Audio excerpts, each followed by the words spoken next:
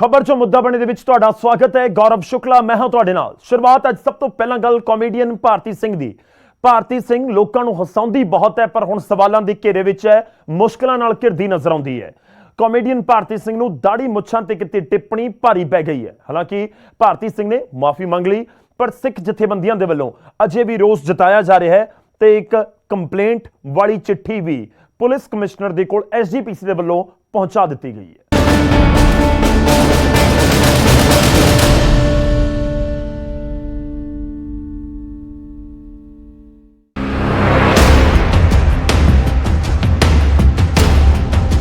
Comedian Bharti Singh एक बार फिर तो अपनी कॉमेडी नूं लैके मुश्किल च आ गई है। दाढ़ी मुच्छां नूं लैके हासे मजाक च कीती टिप्पणी नूं सिख संस्थावां बड़ी गंभीरता नाल लै रहीआं ने।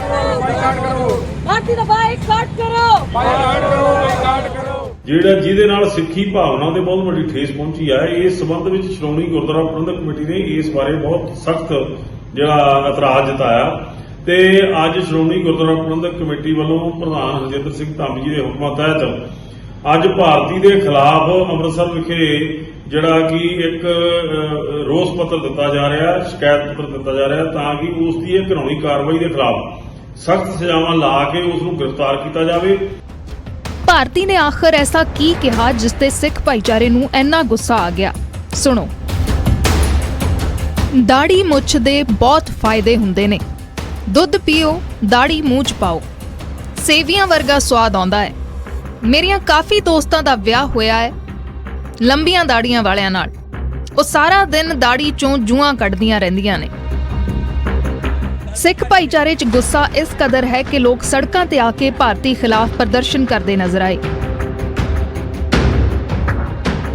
ਅੰਮ੍ਰਿਤਸਰ 'ਚ ਰਹਿ ਕੇ, ਗੁਰੂ ਨਗਰੀ 'ਚ ਰਹਿ ਕੇ ਸਿੱਖਾਂ ਦੀਆਂ ਭਾਵਨਾਵਾਂ ਨਾਲ ਖੇਡਣਾ ਬੜੀ ਹੀ ਸ਼ਰਮ ਦੀ ਗੱਲ ਹੈ, ਕਿਉਂਕਿ ਉਹ ਬਹੁਤ ਚੰਗੀ ਤਰ੍ਹਾਂ ਜਾਣਦੀ ਹੈ ਕਿ ਜਿਹੜੀ ਸਿੱਖ ਮਰਿਆਦਾ ਅਨੁਸਾਰ ਦਾੜੀ ਮੁੱਛਾਂ ਦੀ ਕੀ ਅਹਿਮੀਅਤ ਹੈ। ਦਾੜੀ ਮੁੱਛਾਂ ਮੀਨਸ ਕਿ ਸਿੱਖਾਂ ਦਾ ਸਰੂਪ, ਸਿੱਖੀ ਸਰੂਪ ਦੇ ਉੱਤੇ ਤਿੱਖਾ ਪ੍ਰਹਾਰ ਕੀਤਾ ਗਿਆ ਹੈ, ਮਜ਼ਾਕ ਉਡਾਇਆ ਗਿਆ ਹੈ, ਜੋ ਕਿ ਕਤਈ ਬਰਦਾਸ਼ਤ ਨਹੀਂ ਹੈਗਾ। ਤੇ ਸਾਡੀ ਮੰਗ ਹੈ ਕਿ ਭਾਰਤੀ ਸਿੰਘ ਪੂਰੇ ਸਿੱਖ ਜਗਤ ਤੋਂ ਮਾਫੀ ਮੰਗੇ। ਭਾਰਤੀ ਪੰਜਾਬਣ ਹੈ, ਅੰਮ੍ਰਿਤਸਰ ਦੀ ਜੰਪਲ ਹੈ। ਉਸ ਤੋਂ ਤਵੱਕੋ ਰੱਖੀ ਜਾਂਦੀ ਹੈ ਕਿ ਉਹ ਪੰਜਾਬੀਅਤ ਦਾ ਸਨਮਾਨ ਕਰੇ। ਇਹ ਚਾਰੇ ਪਾਸਿਆਂ ਤੋਂ ਆਵਾਜ਼ਾਂ ਆ ਰਹੀਆਂ ਨੇ। ਇੱਥੋਂ ਤੱਕ ਕਿ ਪੰਜਾਬੀ ਗਾਇਕ ਬੱਬੂ ਮਾਨ ਨੇ ਵੀ ਇੱਕ ਸ਼ੋਅ ਦੇ ਦੌਰਾਨ ਇਸ ਟਿੱਪਣੀ ਦਾ ਜ਼ਿਕਰ ਕਰਦੇ ਹੋਏ ਕਿਹਾ ਕਿ ਸਾਡੇ ਨਾਲ ਗੱਲ ਕਰਾਓ, ਅਸੀਂ ਦੱਸਦੇ ਹਾਂ ਸਰਦਾਰ ਕੌਣ ਹੁੰਦੇ ਨੇ। ਉਹਨੇ ਸਰਦਾਰਾਂ ਦੀਆਂ ਮੁੱਛਾਂ ਬਾਰੇ ਔਰ ਦਾੜੀ ਬਾਰੇ ਕੋਈ ਕਮੈਂਟ ਕਰਦਾ ਮੇਰੇ ਤੋਂ ਜਵਾਬ ਲਿਓ ਸਾਰੇ ਸ਼ੋਅ ਵਾਲੇ। ਕਪਿਲ ਸ਼ਰਮਾ ਤੇ ਤੇਰੀ ਟੀਮ ਦੇ ਤੋਂ ਜਵਾਬ ਲਵੇ। ਇਹਨਾਂ ਨੂੰ ਕਿਤੇ ਸਾਡੇ ਨਾਲ ਰੂਬਰੂ ਕਰਾਓ, फिर दसिए सरदार कौन है। ਹਾਲਾਂਕਿ ਭਾਰਤੀ ਨੇ ਮਾਫੀ ਮੰਗ ਲਈ ਹੈ ਪਰ ਸਿੱਖ ਭਾਈਚਾਰੇ ਵੱਲੋਂ ਭਾਰਤੀ ਤੇ ਕਾਰਵਾਈ ਦੀ ਮੰਗ ਕੀਤੀ ਜਾ ਰਹੀ ਹੈ। ਪੰਜਾਬੀ ਬਾਰੇ ਨਹੀਂ ਬੋਲਿਆ ਕਿ ਪੰਜਾਬੀ ਲੋਕ ਦਾੜੀ ਰੱਖਦੇ ਨੇ ਜਾਂ ਦਾੜੀ ਮੁੱਛਾਂ ਨਾਲ ਇਹ ਪ੍ਰੋਬਲਮ ਹੁੰਦੀ ਹੈ। ਮੈਂ ਇੱਕ ਮਤਲਬ ਜੈਨੂਅਨ ਗੱਲ ਕਰ ਰਹੀ ਸੀ, ਕਾਮੇਡੀ ਕਰ ਰਹੀ ਸੀ ਆਪਣੀ ਫਰੈਂਡ ਦੇ ਨਾਲ ਕਿ ਦਾੜੀ ਮੁੱਛ ਤੇ ਅੱਜ ਕੱਲ੍ਹ ਹਰ ਕੋਈ ਰੱਖਦਾ ਹੈ। ਬਟ ਅਗਰ ਮੇਰੀ ਇਹ ਲਾਈਨਾਂ ਵੱਲੋਂ ਅਗਰ ਕਿਸੇ ਵੀ ਧਰਮ ਜਾਤ ਦੇ ਲੋਕ ਹਰਟ ਹੋਏ ਨੇ ਤੇ ਮੈਂ ਹੱਥ ਜੋੜ ਕੇ ਮਾਫੀ ਮੰਗਦੀ ਹਾਂ। ਮੈਂ ਖੁਦ ਪੰਜਾਬੀ ਹਾਂ, ਅੰਮ੍ਰਿਤਸਰ ਪੈਦਾ ਹੋਈ ਹਾਂ ਤੇ ਮੈਂ ਪੰਜਾਬ ਦਾ ਮਾਣ ਪੂਰਾ ਰੱਖਾਂਗੀ ਔਰ ਮੈਨੂੰ ਪਤਾ ਹੈ ਕਿ ਪੰਜਾਬੀ ਹੋਣ ਦੇ ਨਾਤੇ ਮੈਨੂੰ ਪ੍ਰਾਊਡ ਹੈ ਕਿ ਮੈਂ ਪੰਜਾਬੀ। ਹਾਸੇ ਵਿੱਚ ਕਾਮੇਡੀਅਨਸ ਦੀਆਂ ਕੀਤੀਆਂ ਟਿੱਪਣੀਆਂ ਤੇ ਸਵਾਲ ਪਹਿਲਾਂ ਵੀ ਉੱਠਦੇ ਰਹੇ ਨੇ। ਭਾਰਤੀ ਨੇ ਕਿਹਾ ਕਿ ਉਸਨੇ ਕਿਸੇ ਧਰਮ ਵਿਸ਼ੇਸ਼ ਬਾਰੇ ਟਿੱਪਣੀ ਨਹੀਂ ਕੀਤੀ ਤੇ ਮਾਫੀ ਵੀ ਮੰਗ ਲਈ ਹੈ। ਉਮੀਦ ਕੀਤੀ ਜਾ ਰਹੀ ਹੈ ਕਿ ਹੁਣ ਇਹ ਮਾਮਲਾ ਇੱਥੇ ਹੀ ਖਤਮ ਹੋ ਜਾਏਗਾ। Bureau report, news 18।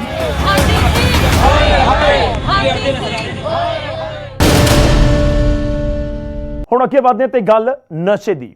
ਬੀਤੇ ਦਿਨ ਨਿਊਜ਼ 18 ਨੇ ਸ਼ਰੇਆਮ ਚਿੱਟਾ ਵੇਚਣ ਵਾਲੀ ਮਹਿਲਾ ਦੀ ਖਬਰ ਦਿਖਾਈ, ਜਿਸ ਤੋਂ ਬਾਅਦ ਪ੍ਰਸ਼ਾਸਨ ਹਰਕਤ ਦੇ ਵਿੱਚ ਆਇਆ ਤੇ ਉਸ ਮਹਿਲਾ ਨੂੰ ਗ੍ਰਿਫਤਾਰ ਕਰ ਲਿਆ ਗਿਆ।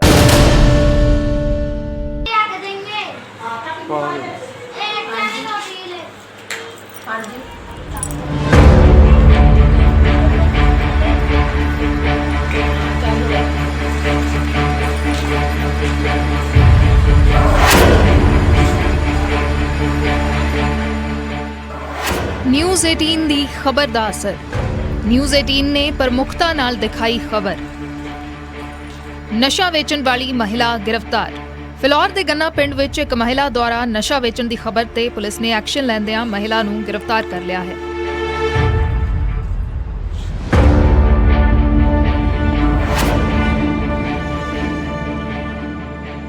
ਪੁਲਿਸ ਅਧਿਕਾਰੀ ਮੁਤਾਬਕ ਮਹਿਲਾ ਤੋਂ 25 ਗ੍ਰਾਮ ਨਸ਼ੇ ਦੀ ਬਰਾਮਦਗੀ ਹੋਈ ਹੈ। ਇਸ ਮਹਿਲਾ ਤੇ ਪਹਿਲਾਂ ਵੀ ਕੇਸ ਦਰਜ ਹੈ ਤੇ ਹੁਣ ਰਿਮਾਂਡ ਲੈਣ ਦੀ ਕੋਸ਼ਿਸ਼ ਕੀਤੀ ਜਾਵੇਗੀ ਤਾਂ ਜੋ ਇਸ ਮਾਮਲੇ 'ਚ ਹੋਰ ਵੀ ਖੁਲਾਸੇ ਹੋ ਸਕਣ। ਪਰਚਾ ਦਰਜ ਹੋ ਗਿਆ ਜੀ। ਉਹਦੇ ਕੋਲ ਅਸੀਂ 25 ਗ੍ਰਾਮ ਹੈਰੋਇਨ ਬਰਾਮਦ ਕੀਤੀ ਆ ਤੇ ਮੁਕੱਦਮਾ ਨੰਬਰ 100 ਡੇਟਡ ਸਾਡੀ 14/5/22 ਅੰਡਰ ਸੈਕਸ਼ਨ 21 ਦੀ 6085 NDPS ਐਕਟ ਥਾਣਾ ਫਲੌਰ ਪਰਚਾ ਦਰਜ ਹੈ। ਰਜੀਵ ਪਤਨੀ ਸੋਨੂ ਇਹ ਤਾਂ ਪਰਚਾ ਤਾਂ ਪਹਿਲਾਂ ਹੀ ਹੈ ਜੀ, ਪਰਚਾ ਪਹਿਲਾਂ ਹੀ ਦਰਜ ਆ। ਬਾਕੀ ਨਾ ਹੁਣ ਗ੍ਰਿਫਤਾਰ ਕਰਕੇ ਇਹਨੂੰ ਹੁਣ ਪੇਸ਼ ਅਦਾਲਤ ਕਰਕੇ ਦਾ ਰਿਮਾਂਡ ਹਾਸਲ ਕੀਤਾ। ਚੱਲ ਕਾਟ ਦੇ ਹੁਣ ਤੁਹਾਨੂੰ ਉਹ ਵੀਡੀਓ ਦਿਖਾਉਂਦੇ ਹਾਂ ਜਿਸ ਦੇ ਆਧਾਰ ਤੇ ਇਸ ਮਹਿਲਾ ਤੇ ਕਾਰਵਾਈ ਹੋ ਰਹੀ ਹੈ।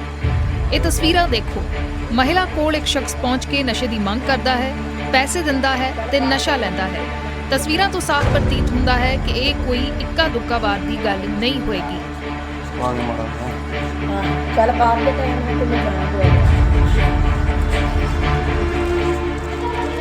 ਪੰਜਾਬ ਦੀ ਜਵਾਨੀ ਨਸ਼ਿਆਂ ਦੇ ਰਾਹ ਪੈ ਗਈ ਹੈ।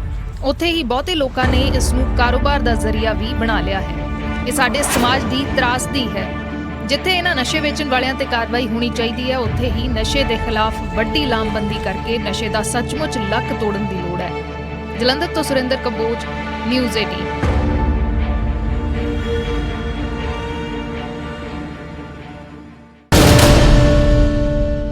ਹੁਣ ਰੁਕ ਕਰਦੇ ਹਾਂ ਗੁਰਦਾਸਪੁਰ ਦਾ, ਜਿੱਥੇ ਕਿਸਾਨਾਂ ਨੇ ਅਦਾਲਤੀ ਹੁਕਮਾਂ ਦਾ ਵਿਰੋਧ ਕਰਦੇ ਹੋਏ ਮੋਰਚਾ ਖੋਲ੍ਹ ਦਿੱਤਾ ਹੈ।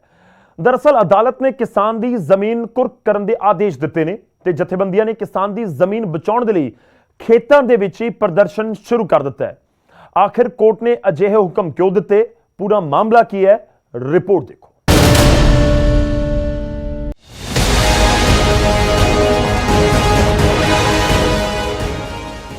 ਇਹ ਤਸਵੀਰਾਂ ਨੇ ਗੁਰਦਾਸਪੁਰ ਦੇ ਪਿੰਡ ਪਹਾੜਾ ਦੀਆਂ।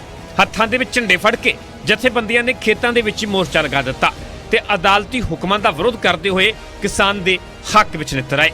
ਪੂਰਾ ਮਾਮਲਾ ਹੈ ਕਿ ਤੁਹਾਨੂੰ ਇਸ ਤੋਂ ਵੀ ਵਾਕਿਫ ਕਰਵਾ ਦਿੰਦੇ ਆ। ਦਰਅਸਲ ਅਦਾਲਤ ਦੇ ਵੱਲੋਂ ਕਿਸਾਨ ਦੀ 2 ਏਕੜ ਜ਼ਮੀਨ ਕੁਰਕ ਕਰਨ ਦੇ ਹੁਕਮ ਦਿੱਤੇ ਗਏ ਸਨ, ਜਿਸ ਦੇ ਬਾਅਦ ਪ੍ਰਸ਼ਾਸਨਿਕ ਅਧਿਕਾਰੀ ਜ਼ਮੀਨ ਕੁਰਕ ਕਰਨ ਦੇ ਲਈ ਮੌਕੇ ਤੇ ਪਹੁੰਚ ਗਏ ਤੇ ਜਦੋਂ ਇਹ ਖਬਰ ਕਿਸਾਨ ਜਥੇਬੰਦੀਆਂ ਤੱਕ ਪਹੁੰਚੀ ਤਾਂ ਜਥੇਬੰਦੀਆਂ ਨੇ ਖੇਤਾਂ ਦੇ ਵਿੱਚ ਹੀ ਮੋਰਚਾ ਲਗਾ ਦਿੱਤਾ। ਦੇ ਵਿੱਚ ਟਰੈਕਟਰ ਵੇਚਿਆ ਤੇ ਐਫੀਡੇਵਿਟ ਕਰਕੇ ਦਿੱਤਾ ਅਗਲੇ ਨੂੰ ਵੀ ਅੱਜ ਤੋਂ ਬਾਅਦ ਸਾਰੀ ਹਰ ਗੱਲ ਦਾ ਜ਼ਿੰਮੇਵਾਰ ਉਹ ਅਭੀ ਨਬੀ ਦਾ ਉਹ ਹੋਏਗਾ ਜਿਹੜਾ ਟਰੈਕਟਰ ਲੈ ਕੇ ਗਿਆ। ਪਰ ਉਹ ਬੰਦੇ ਨੇ ਬੜੀ ਚਲਾਕੀ ਕੀਤੀ ਕਿ ਉਹਦੇ ਕੋਲੋਂ ਪੁਲਿਸ ਮੁਲਾਜ਼ਮ ਦੀ ਮੌਤ ਹੋ ਗਈ ਟਰੈਕਟਰ ਲਿਆਣ ਕੇ, ਤੇ ਉਹ ਸਾਰਾ ਜਿਹੜਾ ਕੇਸ ਹੈ ਇੱਕ ਗਰੀਬ ਖਾਨ ਦੇ ਸਿਰ ਮੜ ਦਿੱਤਾ ਉਹਨੇ ਕਿ ਜਿਹੜਾ ਪਹਿਲਾ ਮਾਲਕ ਹੈ। ਅਦਾਲਤ ਨੇ ਵੀ ਉਹ ਮੰਨ ਲਿਆ ਕਿ ਜਿਹੜਾ ਪਹਿਲਾ ਮਾਲਕ ਹੈ ਉਹਨੂੰ ਹੀ ਆਪਾਂ ਜਿਹੜਾ ਸਰ ਜਿਹਦੇ ਨਾਲ ਰਜਿਸਟ੍ਰੇਸ਼ਨ ਹੈ ਉਹਨੂੰ ਸਾਰਾ ਕੁਝ ਪਾਇਆ ਜਾਏਗਾ। ਇਹਨੂੰ ਜਦੋਂ ਉਹਦੀ ਜ਼ਮੀਨ ਦੀ ਕੁਰਕੀ ਦੀ ਆਈ ਹੈ ਸਾਰਾ ਹੁਕਮ, ਫਿਰ ਉਹਨੂੰ ਪਤਾ ਲੱਗਾ ਮੇਰੀ ਜ਼ਮੀਨ ਕੁਰਕ ਹੋ ਰਹੀ ਹੈ, ਮੇਰਾ ਟਰੈਕਟਰ ਵੇਚਿਆ ਸੀ ਉਹਦੇ ਕਰਕੇ ਜਿਹੜੀਆਂ ਇਲਾਕੇ ਦੀਆਂ ਕਿਸਾਨ ਜਥੇਬੰਦੀਆਂ ਤੇ ਹੋਰ ਜਿਹੜੇ ਦਰਦ ਰੱਖਣ ਵਾਲੇ ਲੋਕਾਂ ਦਾ ਗਰੀਬਾਂ ਦਾ ਉਹ ਸਾਰੇ ਲੋਕ ਇੱਥੇ ਇਕੱਠੇ ਹੋ ਕੇ ਉਹਦਾ ਵਿਰੋਧ ਕਰਨ ਵਾਸਤੇ ਆਏ ਨੇ। ਆਖਿਰ ਅਦਾਲਤ ਦੇ ਵੱਲੋਂ ਜ਼ਮੀਨ ਕੁਰਕ ਕਰਨ ਦੇ ਆਦੇਸ਼ ਕਿਉਂ ਦਿੱਤੇ ਗਏ, ਇਸ ਤੋਂ ਵੀ ਤੁਹਾਨੂੰ ਜਾਣੂ ਕਰਵਾ ਦਿੰਦੇ ਹਾਂ। ਦਰਅਸਲ ਰਘੁਬੀਰ ਸਿੰਘ ਨਾਂ ਦੇ ਕਿਸਾਨ ਨੇ ਸਾਲ 2010 ਦੇ ਵਿੱਚ ਆਪਣਾ ਟਰੈਕਟਰ ਕਿਸੇ ਹੋਰ ਨੂੰ ਵੇਚ ਦਿੱਤਾ, ਪਰ ਟਰੈਕਟਰ ਦੀ ਆਰਸੀ ਰਘੁਬੀਰ ਸਿੰਘ ਦੇ ਨਾਂ ਤੇ ਹੀ ਸੀ ਤੇ ਇਸੇ ਦੌਰਾਨ ਟਰੈਕਟਰ ਦੇ ਨਾਲ ਹਾਦਸਾ ਵਾਪਰ ਗਿਆ। ਟਰੈਕਟਰ ਹੇਠਾਂ ਆਉਣ ਦੇ ਕਾਰਨ ਇੱਕ ਪੁਲਿਸ ਮੁਲਾਜ਼ਮ ਦੀ ਮੌਤ ਹੋ ਗਈ।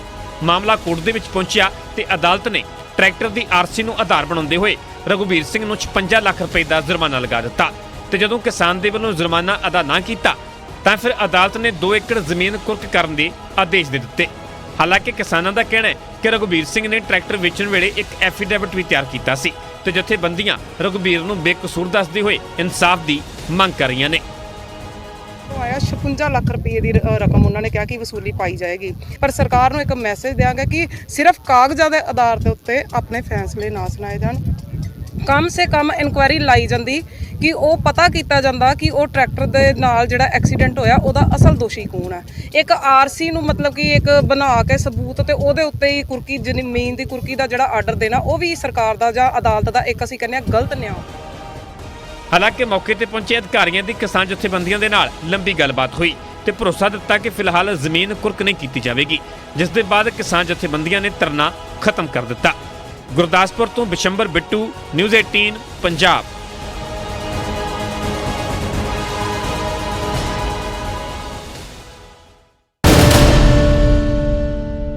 ਉਧਰ ਜਲੰਧਰ ਦੇ ਪੀਏਪੀ ਚੌਂਕ ਦੇ ਵਿੱਚ ਉਸ ਵੇਲੇ ਹੰਗਾਮਾ ਹੋ ਗਿਆ ਜਦੋਂ ਨਾਕੇਬੰਦੀ ਦੌਰਾਨ ਰੋਕੇ ਨੌਜਵਾਨਾਂ ਨੇ ਪੁਲਿਸ ਮੁਲਾਜ਼ਮਾਂ ਦੇ ਨਾਲ ਹੱਥੋਂ-ਪਾਈ ਕਰ ਦਿੱਤੀ ਤੇ ਬਾਅਦ ਦੇ ਵਿੱਚ ਲਿਖਤੀ ਮਾਫੀ ਮੰਗ ਕੇ ਫਿਰ ਆਪਣੀ ਜਾਨ ਛੁਡਾਈ। ਤੁਸੀਂ ਗਾਲ ਕਿਉਂ ਕੱਢੀ? ਤੁਸੀਂ ਕਿਸ ਗਾਲ ਕੱਢਣ ਦਾ ਹੱਕ ਹੈ ਤੁਹਾਨੂੰ? ਇੱਕ ਤੁਹਾਨੂੰ ਕਿਸੇ ਨੂੰ ਗਾਲ ਕੱਢਣਾ ਇਹ ਹੈ ਜਲੰਧਰ ਦਾ ਪੀਏਪੀ ਚੌਂਕ, ਜਿੱਥੇ ਜੰਮ ਕੇ ਹੰਗਾਮਾ ਹੋਇਆ। ਪੁਲਿਸ ਦੇ ਨਾਲ ਨੌਜਵਾਨ ਉਲਝੇ। ਪਹਿਲਾਂ ਤਸਵੀਰਾਂ ਵੇਖੋ। ਨੌਜਵਾਨ ਨੇ ਪੁਲਿਸ ਮੁਲਾਜ਼ਮ ਦਾ ਹੱਥ ਫੜਿਆ ਹੋਇਆ। ਦੋਵੇਂ ਪਾਸੇ ਤੋਂ ਮੋਬਾਈਲ ਦੇ ਨਾਲ ਵੀਡੀਓ ਬਣਾਉਣ ਦੀ ਕੋਸ਼ਿਸ਼ ਹੋ ਰਹੀ ਹੈ। ਨੌਜਵਾਨ ਕਹਿ ਰਹੇ ਨੇ ਸਾਨੂੰ ਗਾਲ ਕੱਢੀ ਹੈ, ਪਰ ਪੁਲਿਸ ਮੁਲਾਜ਼ਮ ਦਾ ਕਹਿਣਾ ਹੈ ਸ਼੍ਰੀਮਾਨ ਜੀ ਮੈਂ ਕੋਈ ਗਾਲ ਨਹੀਂ ਕੱਢੀ। ਤੁਸੀਂ ਗਾਲ ਕਿਉਂ ਕੱਢੀ? ਤੁਸੀਂ ਕਿਸ ਨੂੰ ਗਾਲ ਕੱਢਣ ਦਾ ਹੱਕ ਹੈ ਤੁਹਾਨੂੰ? ਇੱਕ ਤੁਹਾਨੂੰ ਕਿਸੇ ਨੂੰ ਗਾਲ ਕੱਢਣਾ ਵੀਡੀਓ ਵਿੱਚ ਤੁਹਾਨੂੰ ਹੱਥ ਪਾਉਣ ਦਾ ਲੋੜ ਹੈ। ਵੀਡੀਓ ਵਿੱਚ ਤੁਸੀਂ ਕਹਿ ਤੁਹਾਡੀ ਸੀ, ਕਹਿ ਤੁਹਾਡੀ ਸੀ ਮੇਰੀ ਸਰਕਾਰ ਨੇ ਤੁਹਾਨੂੰ ਹੱਥ ਕਿਉਂ ਪਾਇਆ? ਦਰਅਸਲ ਗੱਡੀ ਦੇ ਵਿੱਚ ਜਾ ਰਹੇ ਇਹਨਾਂ ਨੌਜਵਾਨਾਂ ਨੂੰ ਰੋਕਣ ਤੋਂ ਬਾਅਦ ਇਹ ਸਾਰਾ ਹੰਗਾਮਾ ਸ਼ੁਰੂ ਹੋਇਆ ਤੇ ਨੌਜਵਾਨਾਂ ਨੇ ਉਹਨਾਂ ਨੂੰ ਗਾਲਾਂ ਕੱਢਣ ਦੇ ਇਲਜ਼ਾਮ ਲਗਾਏ।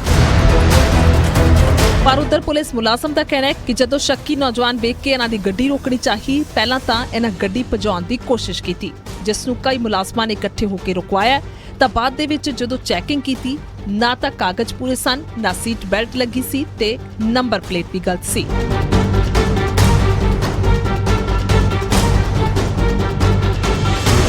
ਤੇ ਜਦੋਂ ਚਲਾਨ ਕੱਟਣਾ ਚਾਹਿਆ ਤਾਂ ਇਹਨਾਂ ਚਲਾਨ ਬੁੱਕ ਖੋਈ ਤੇ ਹੰਗਾਮਾ ਕਰਨਾ ਸ਼ੁਰੂ ਕਰ ਦਿੱਤਾ। ਇੱਥੋਂ ਤੱਕ ਕਿ ਇਹਨਾਂ ਨੌਜਵਾਨਾਂ ਨੇ ਵਰਦੀ ਨੂੰ ਵੀ ਹੱਥ ਪਾਇਆ। 4 ਨੌਜਵਾਨੇ ਦੇ ਸ਼ੱਕੀ ਬੰਦੇ ਨੇ ਇਹ। ਮੈਂ ਇਹਨਾਂ ਨੂੰ ਸੀਟ ਬੈਲਟ ਦਿੱਤਾ ਤੇ ਸੀਟ ਬੈਲਟ ਵੀ ਨਹੀਂ ਲਾਈ, ਉਹ ਨੰਬਰ ਪਲੇਟ ਵੀ ਗਲਤ ਹੈ। ਪਹਿਲਾਂ ਇਹਨਾਂ ਨੇ ਗੱਡੀ ਭਜਾਉਣ ਦੀ ਕੋਸ਼ਿਸ਼ ਕੀਤੀ, ਮੇਰੇ 3 ਮੁਲਾਜ਼ਮਾਂ ਨੇ ਬੜੀ ਜ਼ਬਰਦਸਤ ਗੱਡੀ ਇਹਨਾਂ ਦੀ ਘੇਰੀ ਹੈ।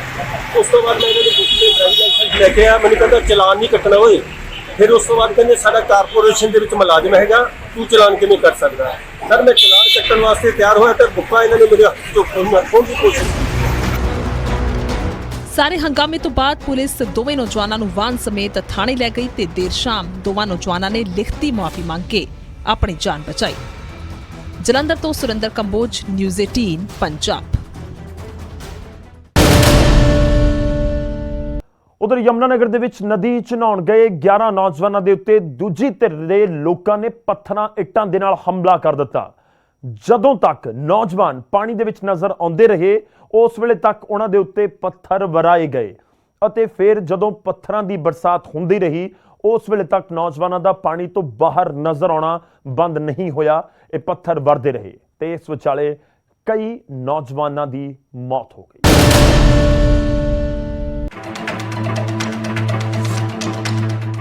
ਮਾਮਲਾ 2 ਸਾਲ ਪੁਰਾਣਾ ਸੀ। ਆਪਸੀ ਝਗੜੇ ਨੂੰ ਲੈ ਕੇ 2 ਦਿਨਾਂ ਬਾਅਦ ਅਦਾਲਤ ਦੇ ਵਿੱਚ ਗਵਾਹੀ ਸੀ ਕਿ ਉਸ ਤੋਂ ਪਹਿਲਾਂ ਹੀ ਇੱਕ ਧਿਰ ਨੇ ਦੂਜੀ ਧਿਰ ਦੇ ਲੋਕਾਂ ਤੇ ਹਮਲਾ ਕਰ ਦਿੱਤਾ। ਇਹ ਉਹੀ ਲੋਕ ਸਨ ਜਿਨ੍ਹਾਂ ਨੇ ਮਾਮਲੇ ਵਿੱਚ ਗਵਾਹੀ ਦੇਣੀ ਸੀ। 11 ਨੌਜਵਾਨ ਨਦੀ ਵਿੱਚ ਨਹਾ ਰਹੇ ਸਨ, ਉਦੋਂ ਹੀ ਉਹਨਾਂ ਤੇ ਪੱਥਰਾਂ ਦੇ ਨਾਲ ਹਮਲਾ ਕੀਤਾ ਗਿਆ। ਜੋ ਤੱਕ ਨੌਜਵਾਨ ਪਾਣੀ 'ਚ ਨਜ਼ਰ ਆਉਂਦੇ ਰਹੇ, ਉਹਨਾਂ ਤੇ ਦੂਜੀ ਧਿਰ ਦੇ ਬਦਮਾਸ਼ ਪੱਥਰ ਵਰਾਉਂਦੇ ਰਹੇ। 11 ਚੋਂ 5 ਪਾਣੀ ਵਿੱਚ ਡੁੱਬ गए, जबकि 6 ने किसी तरीके लुक के अपनी जान बचाई। रैली में से निकल के आए थे नहाने के लिए, तो ये एक बैठे हुए नहा रहे थे, उनके दोस्तों का फोन आया, ऐसे ऐसे करके बात है भाई आपके यहाँ पे लड़कों पे हमला कर दिया हमारे पास, और हम तो अंदर नहर के अंदर घुस गए थे, साइड में से बच गए, और वो उन्हें ईंटा पत्थर मार रहे थे, सरिये मार के भगा के अंदर करा। ऊपर से ईंट ऊँट मारी है, उनको ईंट ऊँट लगी है, डर के मारे वो अंदर से जान बचाने के लिए अंदर गए। वो उसके बाद अभी तक लापता है। हमले की इतला मिलदਿਆਂ ही डूबे हुए नौजवानों की भाल के लिए सर्च मुहिम शुरू की गई। 2 ਦੀਆਂ ਲਾਸ਼ਾਂ ਨੂੰ ਕੱਢ ਲਿਆ ਗਿਆ, बाकी 3 ਦਾ हजे तक कोई ठो पता नहीं लग सकिया। सुबह हमारी टीम ने यहाँ पर 6:30 बजे ऑपरेशन शुरू कर दिया था, जिसमें कि अभी तक हमें शुरू में सूचना मिली कि यहाँ पर 5 लोग डूब गए हैं, जिनके लिए सर्च अभियान चलाना है। अभी तक यहाँ पर 2 डेड बॉडी हमें मिल चुकी है, अभी 3 बाकी हैं, जिनके लिए सर्च अभियान अभी जारी है। ये छानबीन हम 5 किलोमीटर तक कर रहे हैं, अभी फ़िलहाल में 5 किलोमीटर तक, लेकिन ये 2 डेड बॉडियाँ जो मिली है वो हमें 700 मीटर के दायरे में मिली। वारदात तो बाद 13 ਤੋਂ ਵਧੇਰੇ ਲੋਕਾਂ ਖਿਲਾਫ ਮਾਮਲਾ ਦਰਜ ਕੀਤਾ ਗਿਆ ਹੈ। ਹਾਲਾਂਕਿ ਹੁਣ ਤੱਕ ਇੱਕ ਵੀ ਮੁਲਜ਼ਮ ਪੁਲਿਸ ਦੀ ਗਿਰਫਤ ਵਿੱਚ ਨਹੀਂ ਹੈ। तो कल के ही रेस्क्यू टीम आई है, आज एनडीआरएफ की टीम आई है सुबह 6 बजे से, और उसके अलावा एक मधुबन से टीम आई है, एक डीसी साहब की तरफ से टीम आई है। 3-4 टीमें काम कर रही हैं, उनमें से 2 बच्चे रेस्क्यू कर लिए, अभी 3 बकाया हैं, उनको भी करने लग रहे हैं, शीघ्र उनको भी करने लगे। सब 148 जगह मुकदमा दर्ज किया गया है। ਉਮੀਦ ਹੈ ਕਿ ਪੁਲਿਸ ਛੇਤੀ ਗੁਨਾਹਗਾਰਾਂ ਤੱਕ ਪਹੁੰਚੇ, ਪਰ ਸਵਾਲ ਇੱਥੇ ਕਾਨੂੰਨ ਵਿਵਸਥਾ ਨੂੰ ਲੈ ਕੇ ਹੈ ਕਿ ਕੀ ਬਦਮਾਸ਼ਾਂ ਨੂੰ ਕਾਨੂੰਨ ਦਾ ਥੋੜਾ ਜਿਹਾ ਵੀ ਖੌਫ ਨਹੀਂ। Bureau report, news 18 Punjab.